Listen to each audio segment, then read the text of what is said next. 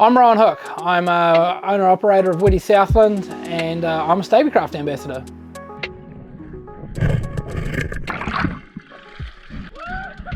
Claiming my fish! Yeah, look what I got, boys! So my boating background is, I grew up in the Marlborough Sounds, so at the top of the South Island, and I was pretty lucky that from a very young age, I think my first boat trip was at about 2 weeks old.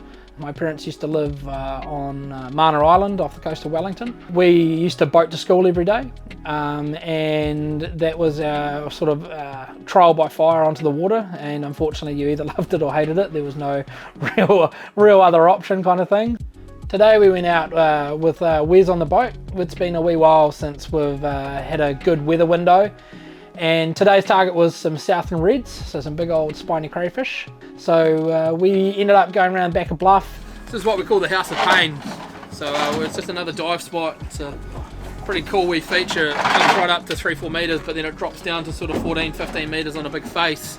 And there's a big hole there that usually holds quite reasonably sized bucks.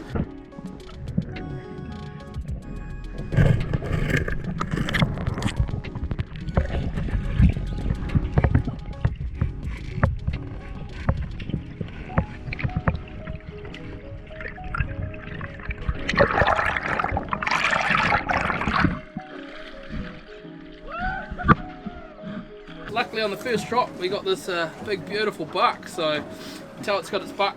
It's a buck cray, which is a male cray. It's got some big ass fighting claws here, which you do not want to get pinched. You can see they're big pinches, so that's how they fight all the other crays. And they've also only got one set of little pods, so the females, which hopefully we'll go and grab some more of, and you can see they're going to have multiple rings on it, and they definitely don't have these, but if you get your finger caught in that, goodbye sucker. So beautiful beautiful Southland red crays. These guys will sit in a hole much like that on the ground, and as you can see they use their tail to propel themselves back, so when you're coming in to grab them they'll be sitting in a hole like this. You want to make sure you come right down on the horns here, and he's going to fight you a wee bit and try and lift up. Keeps your fingers clear of these big fighting crays, and then once you've got them up, grab them by the tail, so he's got me good there. Oh. And you can grab them by the tail, and that stops their fighting claws getting onto you. And then what happens is, if you drag them through the water, they placid out and they calm right down. So it's the easiest, safest way. Grab them right up on the antennas, right up near the horns, and hold them up and let them fan out like that, and then now you've got a beautiful big Southland red to take some mean photos with. Topping that off, we ended up doing some blue cod fishing. Hey! Good cod. Holy hell! Now that's a blue cod. Claiming my fish! Yeah, look what I got, boys! I'm a little bit superstitious when it comes to my fishing. I believe you've got to be nice and relaxed to get the fish on the rod kind of thing. So I think a pure fisherman would say that you should never be playing music, because the sound reverberates through the hull and it's going to scare the fish away. But for me, I like to have a wee bit of music on, have a wee bit of a boogie as you're fishing. All I can say is it seems to work. See, this is what happens. Play some music, swap sides, and start catching fish. Here we got the mainly more commonly seen in the South Island, but a big nice blue cod. So you can see the colouring that comes through in here.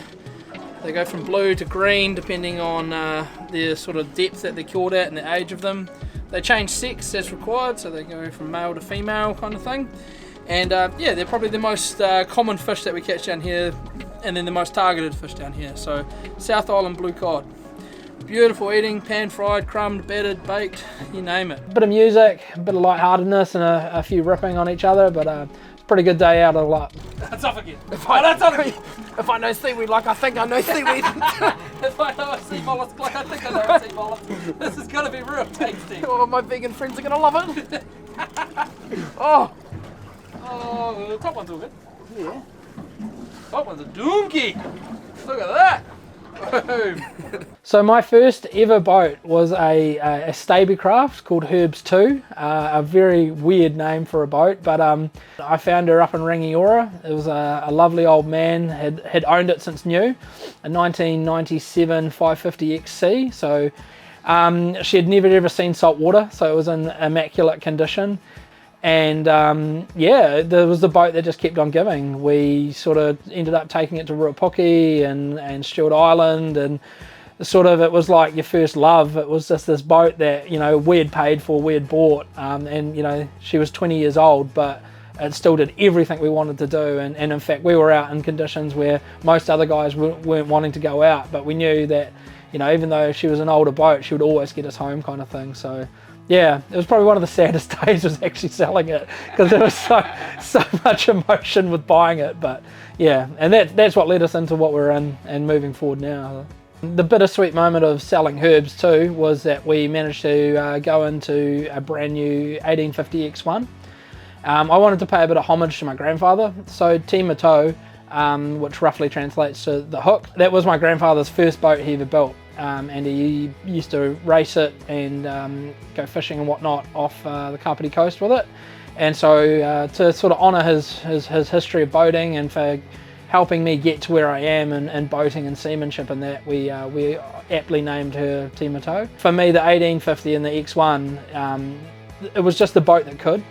You know, we were routinely going out. We've taken it to Stewart Island. We've taken it to Milford. The poor thing was part of our bridal party at our wedding. You know, we've towed it, you know, thousands of kilometres around the country, and each time, you know, we just chuck it straight in the water, start the motor, and it doesn't matter what the weather's doing. We've got a stable platform that we can just go and have adventures on. So how would I describe my music taste? It goes from EDM through to Wagon Wheel, through to Am I Ready? And unfortunately, I think for the fish, each one has a different style of catching fish. The EDM's a little bit quick, and sometimes that doesn't work, but then sometimes it does. But overall, yeah, the boat has a very large variety of music on it, from foot stomping, you know, hot hits through to a bit old of pub music and Wagon Wheel being screamed at the top of the lungs. So yeah, you can definitely hear us coming when we're coming out on the boat, that's for sure. What about the Motown? Oh yeah, you got to have a bit of Motown in there, a bit of funk, you know, like just get the movement going with the rod, and yeah, I swear the fish like it. They like a bit of mo.